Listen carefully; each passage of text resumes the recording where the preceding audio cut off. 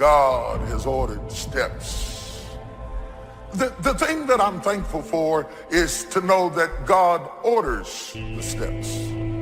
It helps me to understand that I am not wandering aimlessly, that I'm not just moving on my own, that there is a course for me to take. If your faith cannot be tested, your faith cannot be trusted. I can't do this. It's just too much for me. It's too hard. I can't take it. You are stronger than you think you are. The only thing more important than who you are today is who you're becoming tomorrow. We choose a life of progression, not perfection. How many of you know that where you're headed is more important than where you are? Life is a process.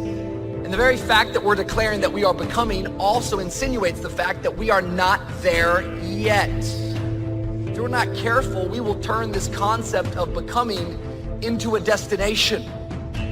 When you feel overwhelmed, like the pressure is too much, it's because you're stronger than you think. You'll never know how strong you really are until you face pressure that you've never faced. It may seem unbearable, but the fact that God allowed it means that you can handle it. How is it that many times we block ourselves and we use these words almost like we're in a trance, that we find ways to cancel out our dreams? And I think that a lot of things that we want to do, a lot of places we would like to go, a lot of things we would like to experience, and we just stop at but. That but is a dream killer.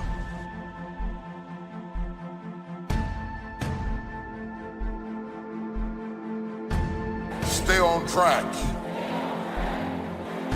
Don't deviate. Don't procrastinate. Don't become frustrated. All you have to do to win this battle is stay on track. You can look back at times where you didn't think you could go on. The pressure seemed unbearable, but somehow it didn't defeat you. You kept going when you didn't feel like you had anything left. You had the strength to get up another day. Why didn't it break you? Because you were stronger than you thought. Leadership does not begin with people. It begins with you first. Leadership is born when toleration ends. Whatever you tolerate, you will never change.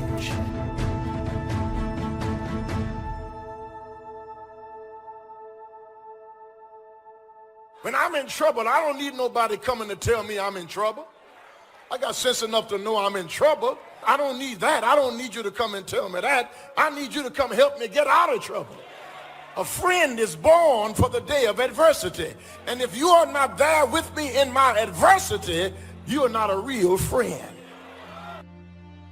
Live your life, make your mark. Don't wake up every day being consumed in everybody else's thoughts. Live your life and make your mark. You're not supposed to be another person that lived and died and didn't do anything significant. Life was designed not to give us what we want, but life was designed to give us what we deserve. It says those that give, receive. It says those that search will find. Go where good ideas are being taught, go searching, go looking, because good ideas are not going to be wasted on those that are not seeking, searching, well prepared. Prepare yourself to be ready.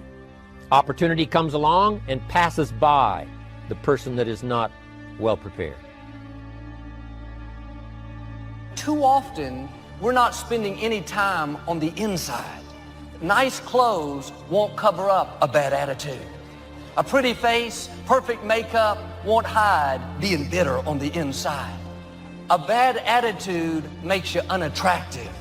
It overrides what's on the outside. It's important to look good, but it's even more important to keep a good attitude. Nobody wants to be around a sour, critical, condescending person. And people over and over again, they get so focused on what's next or another season or another space because there is this notion and this idea that somehow the grass is green over the fence on the other side. The grass is not greener on the other side. The grass is simply green where you choose to water the grass. Everything worthwhile is uphill. There is nothing in your life, there is nothing in my life that's worthwhile, that's quick and easy.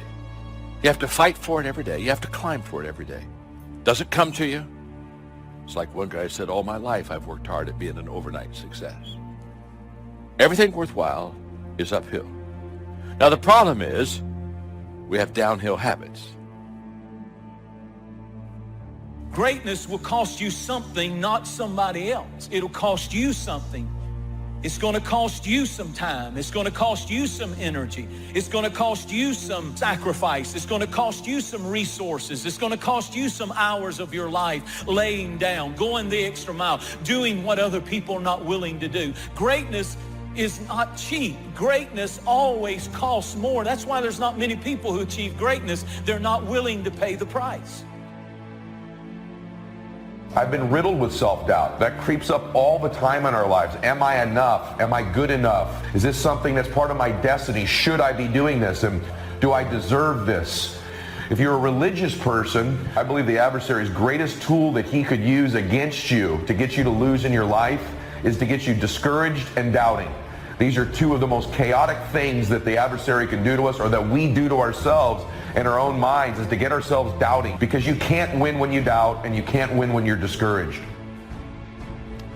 There's great power in self-reliance. Self-reliance means you simply look mostly to yourself. Primarily say, I'm the person responsible. I've got to be the final one that people can rely on. I can catch up, I can fill the gap, I can do the job. Primarily, we're learning to count on yourself. Never complain and never explain. Hidden greatness is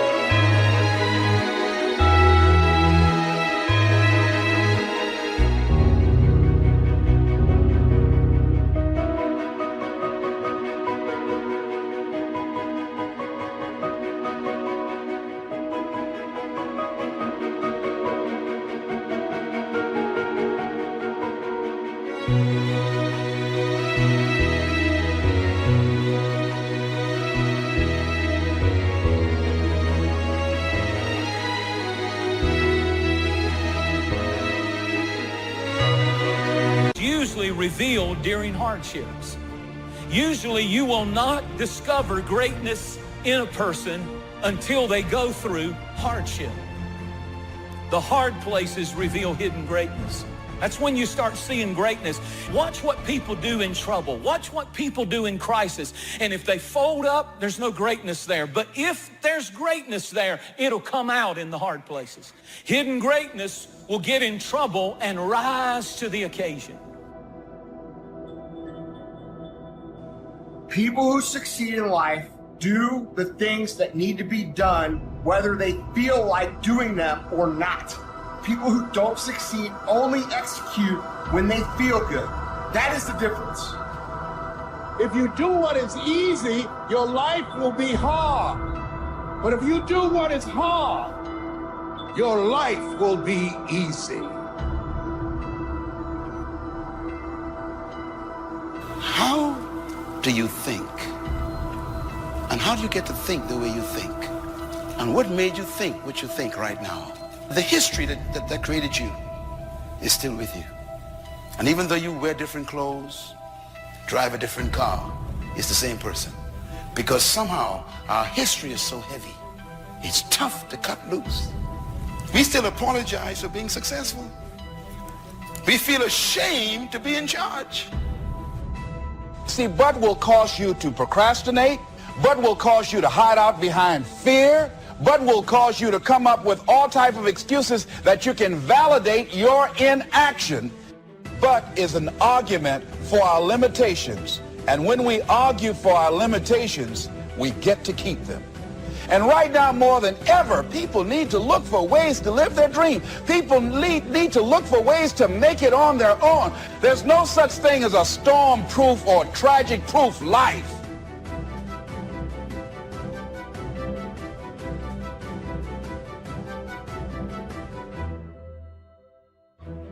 It's very important how other people see you. If they don't see you as a leader, chances are they won't pay attention. If they don't see you as being in control, chances are they won't have the trust.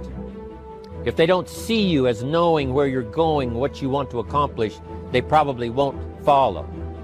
If you have the image of someone that's in charge, in control, that kind of image is powerful. It helps to win the day. It attracts other people. People want to be around people that are in control. That kind of image is important. A lot of people are running around here trying to figure out what it is to be happy, what it is.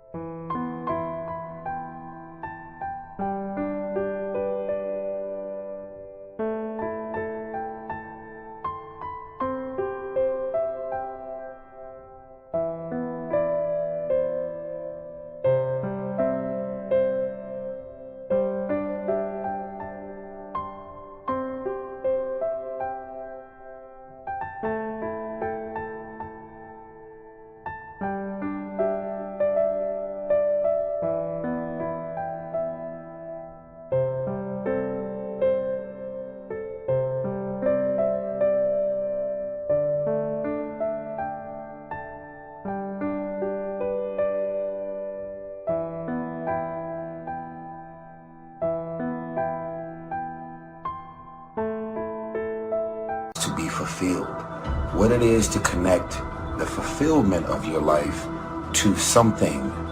And it's always like, I have what I have, but I still don't feel fulfilled. So in my mind, maybe if I get this, I'll be happy. Maybe if I get that, I'll be happy. And it's like this never ending, it's almost like you're chasing your tail, trying to finally bite your tail, and you never reach it. All temptation happens in the mind. We think temptation is something out there that happens that we see out there and say, oh, that's tempting to me. It wouldn't tempt you if there wasn't a corollary desire inside you. All temptation happens in your mind, between your ears. The enthusiasm that really affects people. The enthusiasm that runs deep. The enthusiasm that comes from deep inside. Created by self-confidence. Created by purpose. Created by genuine willingness to help other people.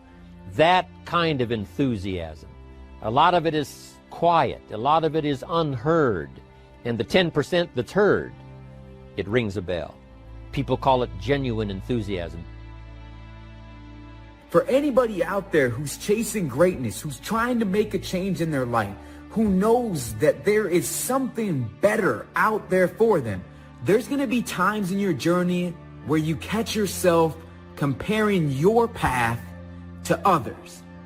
So when we compare our paths to other people's, we don't know where they came from. We don't know how far it took them to get there. We don't know how hard it took for them to get there. We just see where they're currently at. And I want you to be careful, because it's going to be a very, very cautious road of you wanting to not own your path. A big share of our life is preparing, getting ready. But here's preparation that's very vital, and that is to prepare yourself for success. Life seemingly does not wish to waste success on the unprepared. Wanting to excel in all of the skills and settling for nothing less than an outstanding performance. If you're willing to demand of yourself excellence in skills, to be the best that you can possibly be. I don't just want to do something great. I want to be a great person, a great father, a great husband. I don't just want to do that. I want to be it. It's a difference between doing something great and being great. Greatness is not popularity. It's not how many Twitter followers you have. People who succeed, people who are champions, do when they don't feel like it. They execute every day, whether they're sick, whether they're tired, whether...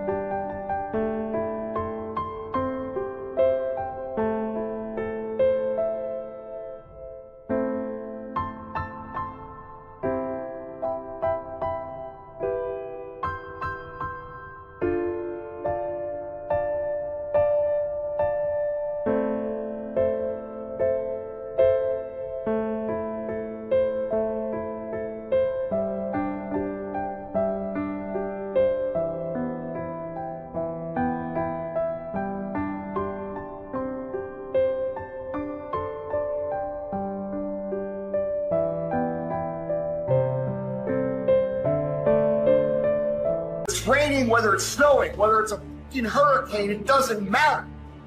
People who win execute. People who don't only execute on the days they feel good. That's the difference between everything you've ever wanted and everything you currently have. You can execute. And you execute on the days you feel good, and you execute on the days you feel like shit. And you execute when it's raining, and you execute when it's snowing, and you execute when your legs broke. It doesn't matter.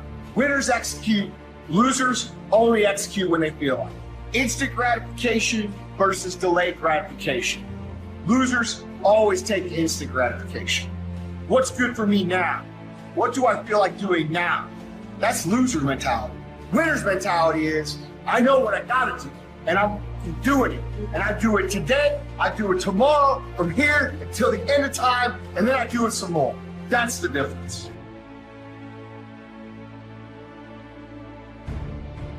Credit goes to our awesome patrons who make videos like this one possible.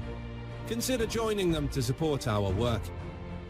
You can also support us by subscribing to our channel and clicking the bell button to get notified when our new videos are released. And as always, thank you for watching.